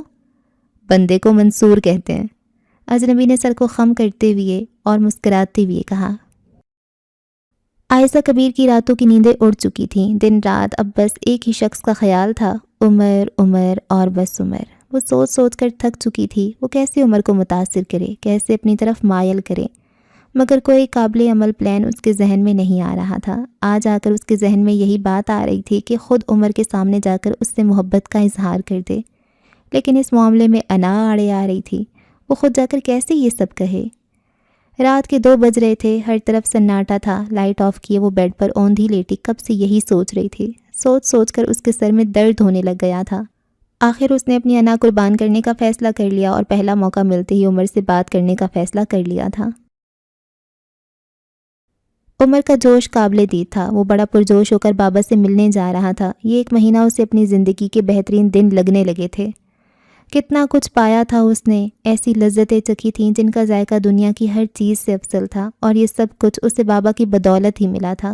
کتنے زبردست بابا جی ملے تھے، مگر بابا ہے کون؟ عمر کی ذہن کی روح بھٹکی۔ ان کا نام کیا ہے؟ وہ مہینے میں صرف 2 دن کیوں ملتے ہیں؟ باقی پورا مہینہ کہاں رہتے ہیں؟ کیا ان کی بھی کوئی فیملی ہے؟ کیا بابا کے بچے بھی بابا کی طرح ہوں گے؟ یہ سارے سوالات عمر کے ذہن میں گونجنے لگے۔ پتہ نہیں بابا کی زندگی میں کیا کیا راز چھپے ہیں، وہ سوچنے لگا۔ وہ تو کچھ بھی نہیں جانتا تھا ان کے بارے میں، لیکن بابا عمر کے بارے میں سب جانتے تھے۔ عمر کو یاد تھا آج بھی زندگی کا وہ دور جس سے وہ اپنی زندگی کا بدترین دور سمجھتا تھا۔ عمر ایک ایلیٹ کلاس کا اکلوتا چشم و چراغ تھا، اس کے ماں باپ اس سے بہت پیار کرتے تھے۔ ابو ملک کی مشہور کمپنی کے مالک تھے، جنہیں باہر آکسفورڈ کی یونیورسٹی میں ایک کینیڈین لڑکی پسند آ گئی تھی۔ حقیقت میں کینیڈین لڑکی کو عمر کے ابو پسند آئے تھے، جو مشرقی روایات کا پاس آکسفورڈ میں ہوتے ہوئے رکھ رہے تھے۔ عمر کی ماما کرسچن تھیں، جو اس شرط پر مسلمان ہونے کو تیار تھیں اگر عمر کے والد اس سے شادی کریں۔ عمر کے ابو نے گھر بات کی، لیکن دادا ابو نہ مانے تو عمر کے ابو نے اس لڑکی سے وقت لیا اور پاکستان آ کر دادا ابو کا ہاتھ بٹانے لگے، مگر شادی کرنے پر نہ مانے۔ 2 سال بعد دادا ابو کے انتقال کے بعد دادی اماں کی اجازت سے عمر کے والد جہاں دادا نے عمر کی والدہ لیونا سے شادی کر لی، جو مسلمان ہو کر خدیجہ بن گئی تھیں۔ 2 سال بعد عمر پیدا ہوا۔ عمر ابھی 6 سال کا ہوا تھا کہ دادی اماں انتقال کر گئیں۔ جہاں دادا کی فیملی ایک مکمل خوشحال فیملی تھی، وہ لوگ چھٹیوں میں کینیڈا چلے جاتے تھے، جہاں خدیجہ کے والد ایک فٹنس اور مارشل آرٹ اکیڈمی میں فٹنس ٹرینر اور مارشل آرٹ سکھاتے تھے۔ وہیں عمر نے اپنے نانا سے اس کی ٹریننگ لی، شوقیہ طور پر، جس کا ابھی تک عمر نے کوئی فائدہ نہیں اٹھایا تھا۔ عمر 20 سال کا تھا جب اس کے امی ابو ایک روڈ ایکسیڈنٹ میں گزر گئے۔ اس کے بعد عمر ایک بدترین دور سے گزرا، ڈپریشن کی وجہ سے خودکشی کا سوچنے لگا، لیکن اس کی ماما خدیجہ مسلمان ہونے کے بعد ایک بہترین مسلمان بنی تھیں، اس لیے عمر کی تربیت بھی انہی خطوط پر ہوئی تھی، اس لیے وہ اپنے خیال کو عملی جامہ نہ پہنا سکا۔ اتفاق سے ایک دن وہ انتہائی ڈپریشن کی حالت میں دوسرے شہر جا رہا تھا۔ راستے میں ایک مفلوق الحال عورت گاڑی کے سامنے آ گئی۔ عمر گاڑی روک کر اترا تو وہ عورت عمر کے قدموں سے لپٹ کر فریاد کرنے لگی۔ اس کا بچہ بہت بیمار ہے، اس کے پاس کوئی اور ذریعہ نہیں ہے۔ بڑی مشکل سے وہ مین روڈ تک پہنچی، مگر نہ کوئی گاڑی رکی، نہ کسی نے کوئی مدد کی۔ اب وہ چاہ رہی تھی کہ عمر اس کی مدد کرے۔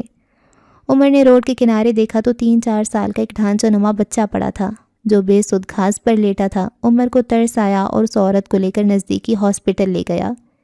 علاج کے بعد عورت کو اس کے گاؤں، جو مین روڈ سے بہت ہٹ کر تھا، وہاں چھوڑنے گیا۔ گھر پہنچ کر عورت نے انتہائی شکر گزاری کا اظہار کیا اور پلو اٹھا کر عمر کو دعائیں دینے لگی، پھر بے اختیار اپنے بچے کو اٹھا کر چومنے لگی۔ اس سے والہانہ اپنے بچے کو چومتے دیکھ عمر کو اپنی ماں کی ایسی یاد آئی کہ اس سے برداشت نہ ہوا۔ وہ باہر نکلا اور قریبی مسجد میں گیا اور بنا وضو اندر مسجد کے کونے میں بیٹھ کر بے تحاشا رونے لگا۔ روتے روتے اس کی ہچکی بند گئی۔ وہ خدا سے شکوہ کرنے لگا۔ اس کے پاس ایک ماں باپ ہی تھے جن کو بھی چھین لیا، اب اس کا کوئی اپنا نہیں، جو ہے وہ مطلب اور دولت کے لالچ میں ساتھ ہے۔ روتے روتے اسے پتہ نہ چلا کب کوئی اس کے قریب آیا۔ اسے تب احساس ہوا جب ایک ہاتھ اس کے کاندھے پر آ کر ٹکا۔ اس نے چونک کر اوپر دیکھا تو اسے ایک نورانی سی صورت نظر آئی۔ وہ عمر کی بابا سے پہلی ملاقات تھی، اور پھر بابا کی باتوں نے ایسا مرہم رکھا کہ عمر سب کچھ بھول گیا۔ اس کے بعد عمر نے اپنا سارا کاروبار بیچ کر پراپرٹی کے بزنس میں پیسہ لگا دیا، جہاں اس کے اکاؤنٹ میں ماہانہ رقم جمع ہو جاتی تھی، جو عمر کی ضرورتوں سے زیادہ تھی۔ عمر شہر کی رہائش چھوڑ کر اس گاؤں کے قریب اپنی رہائش رکھ لی تھی۔ عمر ان سوچوں میں اتنا گم ہو گیا تھا کہ وہ پتہ نہیں کب کا مسجد کے باہر پہنچ کر بھی باہر ہی کھڑا مسجد کو دیکھتا رہا۔ خولا کو بابا جانی کے منصور کے بارے میں کہے جانے والے فکرے یاد آئے، جس کی تعریف بابا کریں وہ کوئی عام شخص تو ہو نہیں سکتا۔ خولا نے سوچا اور غور سے منصور کو دیکھنے لگی۔ اچانک منصور نے خولا کی طرف منہ کر کے آنکھیں پھیلا کر منہ پورا کھول دیا۔ کھلے منہ کے اندر اس کی زبان سانپ کی طرح ادھر ادھر گھوم رہی تھی اور لہرا رہی تھی۔ منصور نے اتنی اچانک یہ حرکت کی تھی کہ پہلے تو خولا بری طرح ڈر گئی کہ اب پتہ نہیں اس کو کیا دورہ پڑ گیا، مگر پھر بھی جھینپتے ہوئے غصے سے بولی، یہ کیا بےہودہ حرکت ہے؟ آپ اتنے غور سے مشاہدہ کر رہی تھیں، مجھے لگا شاید آپ میرے اندر کا مشاہدہ کرنا بھی پسند کریں۔ منصور نے سادہ سے لہجے میں کہا، مگر اس کے ہونٹوں پر دبی دبی سی مسکراہٹ بھی تھی، جیسے وہ اس سچویشن سے محظوظ ہوا ہو۔ نظریں سامنے تھی مگر پھر بھی یہ بندہ غافل نہیں تھا، خولا نے سوچا۔ پھر اچانک خولا کی نظر پانی والی پستول پر پڑی تو اسے کمرے کے منظر یاد آ گئے۔ بے اختیار اسے جھرجھری آ گئی۔ اس پستول میں کیا ہے اور وہ پانی والے جگ کیسے پھٹے؟ خولا نے تجسس سے پوچھا۔ اوہ یہ، منصور نے پستول اٹھاتے ہوئے کہا۔ ایک منٹ ذرا اپنا منہ کھولنا، منصور نے گھبرا کر تیزی سے کہا۔ اس کی گھبراہٹ اور سنجیدگی دیکھ خولا نے فوراً اپنا منہ کھول دیا۔ منصور نے بڑے سکون سے پستول کا منہ جلدی سے خولا کے منہ کی طرف کر کے ٹریگر دبا دیا۔ پانی کی پچکاری نکلی اور سیدھا خولا کے گلے کے اندر جا کر لگی۔ خولا کو پانی کا ذائقہ محسوس ہوا اور گلے پر پھوار لگنے سے بے اختیار کھانسی اٹھنے لگی۔ منصور بڑے اطمینان سے کہہ رہا تھا، اس میں پانی ہے۔ خولا کا غصے سے چہرہ لال ہو گیا۔ وہ چلاتے ہوئے بولی، ویسے نہیں بتا سکتے تھے؟ یہ بےہودہ حرکت کرنے کی کیا ضرورت تھی؟ آپ نے منہ کھولنے کی بےہودہ حرکت کیوں کی؟ اس کے اطمینان میں ذرا فرق نہیں آیا اور ترکی بترکی جواب بھی دے دیا۔ خولا نے کچھ کہنے کے لیے لب کھولے مگر پھر فوراً بند کر لیے۔ شاید وہ ٹھیک ہی کہہ رہا تھا۔ اب میں کچھ نہیں بولوں گی، خولا نے تب کر کہا۔ منصور تھوڑی دیر خاموش رہا، پھر کہنے لگا، ان دھماکوں میں ایک خاص ٹیکنیک استعمال ہوئی تھی جو ابھی عام نہیں۔ یہاں پہنچ کر وہ پھر چپ ہو گیا۔ کون سی ٹیکنیک؟ خولا کے منہ سے بے اختیار نکلا۔ اب کیوں بولی ہو؟ منصور نے اطمینان سے کہا۔ خولا کا دل چاہا وہ منصور کا منہ توڑ دے۔ اس کے اندر غصے کی لہریں اٹھنے لگیں۔ بڑی مشکل سے خولا نے خود پر کنٹرول کیا مگر اس نے تہیہ کر لیا کہ اب کچھ نہیں بولے گی، چاہے کچھ بھی ہو۔ گھر اب قریب آ چکا تھا۔ اچانک کار لہرانے لگی اور منصور بار بار پیچھے مڑ کر دیکھنے لگا۔ یہ کہاں سے پیچھے لگ گئے؟ ان سے پیچھا چھڑانا ہوگا، وہ بڑبڑاتا ہوا بولا۔ ہمارا تعاقب ہو رہا ہے، سیٹ کے نیچے گن ہے، وہ نکالو اور پیچھے والوں پر فائرنگ کرو، ان سے پیچھا چھڑانا ہوگا ورنہ وہ گھر تک پہنچ جائیں گے، منصور نے سنجیدگی سے کہا۔ خولا جھک کر سیٹ کے نیچے ہاتھ مارنے لگی اور بیک مرر میں پیچھے آتی گاڑیوں کو دیکھ کر پوچھنے لگی، کون سی گاڑی میں ہے وہ؟ تم پھر بول رہی ہو، منصور نے بڑے ہی اطمینان سے کہا۔ پہلے تو خولا کو شوق سا لگا، پھر اس بار خولا کا ہاتھ گھوم ہی گیا مگر یہ الگ بات ہے، اس کا مارا گیا تھپڑ منصور کی بجائے سیٹ پر لگا، کیونکہ وہ پہلے ہی رد عمل کے لیے تیار تھا، اس لیے نیچے جھک گیا تھا۔ غصے کے مارے خولا کا برا حال ہو گیا۔ یہ شخص سمجھتا کیا ہے خود کو؟ اس نے تب کر سوچا، لیکن اس سے پہلے وہ کچھ بولتی گھر آ چکا تھا۔ منصور نے ہارن دیا تو گیٹ کیپر نے جھانک کر دیکھا اور گیٹ کھول دیا۔ گاڑی پورچ میں کھڑی کر کے دونوں ڈرائنگ روم کی طرف بڑھے۔ ڈرائنگ روم میں بابا کے سامنے زرار، آپی، راشد بیٹھے تھے، جن کے چہروں پر پریشانی کے آثار تھے مگر بابا کے چہرے پر اطمینان تھا۔ اوہ شکر ہے تم ٹھیک ہو، آپی نے خولا کو گلے لگاتے ہوئے کہا۔ خولا اور منصور نے بھی الگ الگ کرسیاں سنبھال لیں۔ بابا آپ مجھے بتاتے میں جاتا، زرار نے ناراضگی سے کہا۔ بس بس مجھے پتہ ہے کب کیا کرنا ہے، بابا نے سکون سے کہا۔ لیکن کیوں بابا، آپ ہم سے کام کیوں نہیں لیتے؟ زرار کی آواز میں شکوہ تھا۔ کیونکہ تم ابھی بچے ہو، بابا نے کہا تو زرار کا منہ ایسا ہو گیا جیسے کڑوا کریلا منہ میں آ گیا ہو۔ خولا نے دیکھا بابا کی اس بات پر منصور کے ہونٹوں پر ہلکی سی مسکراہٹ آ گئی تھی۔ خولا اندر ہی اندر جلنے بھلنے لگی۔ بابا جب تک ہم میدان میں اتریں گے نہیں ہمیں تجربہ کیسے ہوگا؟ خولا نے دھیمے لہجے میں کہا۔ تو میدان سے ہی واپس آ رہی ہو تو کیا کیا تم نے؟ بابا نے عام سے لہجے میں پوچھا مگر خولا نے شرم سے سر جھکا لیا۔ اوکے، ساری باتیں کلیئر کرنا ضروری ہے، اس لیے وضاحت کر دوں کہ میرے ہر فیصلے کے پیچھے کوئی وجہ ہوتی ہے، بابا نے کہا تو ہر کوئی بابا کی طرف متوجہ ہو گیا۔ جب خولا قاسم والے معاملے میں الجھی تو اسی وقت مجھے اندازہ ہو گیا تھا کہ یہ معاملہ اب پھیلے گا، کیونکہ قاسم کا تعلق وطن دشمن خفیہ ایجنسیوں سے ہے۔ خولا بھی اس زد میں آ سکتی ہے، اس لیے میں نے صرف اتنا کیا کہ منصور کو سارا معاملہ بتا کر بس یہ کہا کہ اس معاملے پر نظر رکھے۔ منصور نے کیسے نظر رکھی اور کیا کچھ کیا یہ منصور ہی بتائے گا، بابا نے اپنی بات ختم کرتے ہوئے کہا۔ سارے ہی منصور کی طرف متوجہ ہو گئے۔ سر نے مجھے بتایا تو میں فوراً سمجھ گیا، قاسم اگلے دن ہی خولا پر ہاتھ ڈالنے کی کوشش کرے گا، اس لیے اگلے دن ہی میں پوری تیاری کے ساتھ قاسم کے گھر کے باہر پہنچ گیا اور نگرانی کرنے لگا۔ قاسم یوں ہی جاتے ہوئے نعمان اور 2 گارڈز کو بھی ساتھ لے کر نکلا تو میں اسی وقت کھٹک گیا۔ یوں ہی پہنچ کر قاسم تو اندر چلا گیا جبکہ گارڈز اور نعمان باہر ہی رک گئے۔ میں نے اس موقع کو غنیمت سمجھا اور مختلف بہانوں سے حلیہ بدل کر گزرتے ہوئے دونوں گارڈز کی آستینوں پر سیزیم کی سٹرپس لگا دیں۔ منصور بولتا جا رہا تھا مگر جب اس نے یہ کہا تو سارے چونک گئے۔ یہ کیا چیز ہے؟ سمجھ نہیں آئی، زرار نے حیرت سے پوچھا۔ بابا کے چہرے پر کوئی حیرت نہیں تھی، البتہ دلچسپی کے آثار تھے۔ سیزیم ایک الکلی دھات ہے۔ تقریباً تمام الکلی دھاتیں پانی سے بہت زیادہ ری ایکٹ کرتی ہیں، مگر یہ سیزیم ایک ایسی دھات ہے جو چند ملی گرام بھی پانی میں ڈال دی جائے تو پانی سے چھوتے ہی دھماکے کے ساتھ پھٹ جاتی ہے۔ اس کا لیب میں بھی جب تجربہ کیا جائے تو دور کھڑے ہو کر دھاگے یا کسی اور طریقے سے پانی میں ڈالی جاتی ہے، کیونکہ یہ پانی کے لیے بہت حساس ہوتی ہے۔ اگر اس کی مقدار گراموں میں کر دی جائے تو یہ ایک چھوٹی پانی کی ٹینکی کو بھی پھاڑ سکتی ہے۔ منصور نے وضاحت کرتے ہوئے کہا۔ اتنے زیادہ بکھیڑے کی کیا ضرورت تھی؟ تھوڑا بہت ہاتھ چلا کر ہی ان سے جان چھڑائی جا سکتی تھی، خولا نے منہ بناتے ہوئے کہا۔ منصور خولا کی طرف دیکھ کر ایسے مسکرایا جیسے چھوٹے بچے کی طرف دیکھ کر مسکرایا جاتا ہے۔ جنگ میں ہر پہلو پر نظر رکھنی پڑتی ہے۔ میں نہیں جانتا تھا قاسم نے اور کیا بندوبست کی ہے۔ اس حوالے سے اگر میں ایسا کرتا تو دوسرا چانس یہ بھی تھا کہ ہاتھوں سے نکلتا دیکھ کر کوئی تمہیں اغوا کرنے کی بجائے انجان سا آدمی گولی ہی مار دیتا۔ میں یہ رسک نہیں لینا چاہتا تھا۔ واردات سے پہلے سب ہمیشہ چوکنے ہوتے ہیں، کامیاب واردات کے بعد سبھی ڈھیلے پڑ جاتے ہیں۔ اس وقت اپنی مرضی کے حالات پیدا کر کے قابو پایا جا سکتا ہے، منصور نے وضاحت کرتے ہوئے کہا۔ جب قاسم آیا تو اس کی کلائی پر بھی میں نے گزرتے ہوئے سیزیم کی سٹرپ لگا دی تاکہ بوقت ضرورت مجھے ان کو قابو کرنے میں مشکل نہ ہو، کیونکہ اسلحہ ہاتھوں میں پکڑا جاتا ہے، اس لیے میرا نشانہ ہاتھ ہی رہے۔ لیکن نعمان کے ساتھ میں ایسا نہ کر سکا کیونکہ وہ بہت ہوشیار تھا، اس لیے میں جان بوجھ کر ٹھوکر کھا کر گرا اور نعمان کی پینٹ کے پونچوں پر سٹرپ لگا دی تاکہ وہ ہاتھ کے قریب سٹرپ کو نوٹ کر کے چونک نہ جائے۔ حالانکہ میں نے سٹرپ کا کلر ان کے کپڑوں کے کلر سے میچ کر کے لگائی تھی، لیکن نعمان کے کپڑوں سے میچنگ سیزیم سٹرپ میرے پاس نہیں تھی، اس لیے نیچے لگانا پڑی۔ پھر جب خولا کی گاڑی کو روکا گیا تو مجھے اندازہ نہیں تھا کہ خولا اتنی بے وقوف ثابت ہوگی کہ گاڑی سے باہر آ جائے گی اور روک بھی لے گی۔ جب منصور نے یہ کہا تو خولا کے نتنے غصے سے پچکنے لگے۔ خیر وہ خولا کو لے جانے لگے تو کارروائی میں اس وقت بھی کر سکتا تھا، لیکن بات وہی خولا کی جان کو رسک تھا جو میں نے نہیں لیا اور بہترین موقع کے انتظار میں ان کے پیچھے چل پڑا اور قاسم کے فارم ہاؤس تک پہنچ گیا۔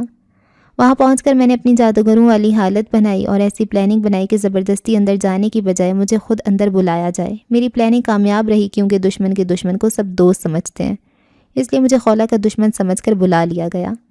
اور اس کے بعد منصور نے وہاں ہونے والے سارے واقعات سنا دیے جو بابا اور خولا کے علاوہ باقی سب بے یقینی سے سن رہے تھے۔ باقی سب تو ٹھیک ہے، لیکن وہاں اگر وہ جادوگر والی حرکت اور اتنا فنی بننے کی کیا ضرورت تھی؟ خولا نے منہ بناتے ہوئے کہا۔ تو اور کیا میں جا کر انہیں کہتا برائے مہربانی اپنے ہاتھ پانی میں ڈال لے، منصور نے طنز کرتے ہوئے کہا تو خولا بے اختیار چیمک گئی۔ وہاں وہ ایکٹنگ ضروری تھی کیونکہ مجھے اپنی پسند کا ماحول اور جنگ کا میدان بنانا تھا۔ میری اس ایکٹنگ سے یہ فائدے ہوئے۔ نمبر 1، دشمن میری طرف سے مطمئن ہو گیا کہ میں بے ضرر ہوں۔ جب دشمن مطمئن ہو جائے تو شکار کرنا آسان ہو جاتا ہے۔ نمبر 2، ایک ہی وقت میں قاسم اور 2 گارڈز بیکار ہو گئے جو ویسے ممکن نہیں تھا۔ نمبر 3، نعمان کو کور کرنا آسان ہو گیا تھا کیونکہ وہ اکیلا اور ششت رہ گیا تھا۔ منصور نے تفصیل سے وضاحت کرتے ہوئے کہا۔ تم لوگوں کو بھی سمجھ جانا چاہیے تھا کہ قاسم اب وار کرے گا، لیکن تم دونوں نے اس بارے میں سوچنا سمجھنا گوارا نہیں کیا۔ اب آئی سمجھ؟ منصور تمہارا ہم عمر ہو کر بھی کیوں میری ٹیم میں ہے؟ منصور جو بھی کام کرتا ہے اس کام کے پیچھے کوئی حکمت ہوتی ہے۔ بابا نے مسکراتے ہوئے خولا اور زرار سے کہا۔ ہاں مجھے گاڑی میں تنگ کرنے کے پیچھے بھی کوئی حکمت ہوگی، خولا نے جل کر سوچا۔ لیکن یہ بات ضرور تھی، خولا اور وہاں موجود سب افراد دل ہی دل میں اس بات کا اقرار کر رہے تھے کہ واقعی منصور ذہانت میں ان سب سے آگے ہے۔ اتنی باریکی سے ہر پہلو کا خیال رکھتے ہوئے اتنی عمدہ پلاننگ بنا کر اتنے عمدہ طریقے سے عمل کرنا ان کے بس کی بات نہیں تھی۔ اچھا جی، اس ایپیسوڈ کو یہاں پہ ختم کرتے ہیں اور خولا کڈنیپ ہو کے واپس بھی آ گئی، یہ اچھی بات ہے، اور منصور وہی حیدر ہوگا ہے نا، اور میں بھی منصور کا اور خولا کا کپل بنے۔ اتنے سیریس اور اتنے اسپرچول ناول میں بھی میں نا رومانس کے نکال رہی ہوں کپل۔ اچھا، ایک بات ہے کہ یہ ساری باتیں خود ہی سب کچھ کیے جا رہے ہیں، خود ہی ایک ٹیچر بنا ہوا ہے، اس نے اپنے اسٹوڈنٹس کو ٹرین کیا. ان کی کوئی تنظیم ہونی چاہیے نا، کوئی گورنمنٹ کی تنظیم، جیسے آئی ایس آئی ہے، کوئی ایسی انٹیلیجنس کی کچھ ہونی چاہیے نا. مے بھی ہو، ابھی بتا نہ رہے ہوں، لیکن یہ خود ہی اپنے گھروں میں ہی بیٹھ کے ساری پلاننگ کیے جا رہے ہیں، ساری لیب بھی ان کے گھر میں ہے، تو یہ مجھے تھوڑی چیز آف لگ رہی ہے. اور عمر کی بھی تھوڑی سی بیک گراؤنڈ سٹوری ہمیں پتہ چلی ہے، وہ بھی مارشل آرٹس میں، مے بی وہ بھی ان کی ٹیم میں ہو، ہو نوز. اور آئزہ وہ اسپیچ کرتا ہے، اسپیچ نہیں کرتا، مطلب کوئسچن آنسرز اس کی اچھی چل جاتی ہے. اور بس جی، آہستہ آہستہ دیکھتے ہیں ہوتا ہے کیا. رکھیں دعا میں یاد. اللہ حافظ.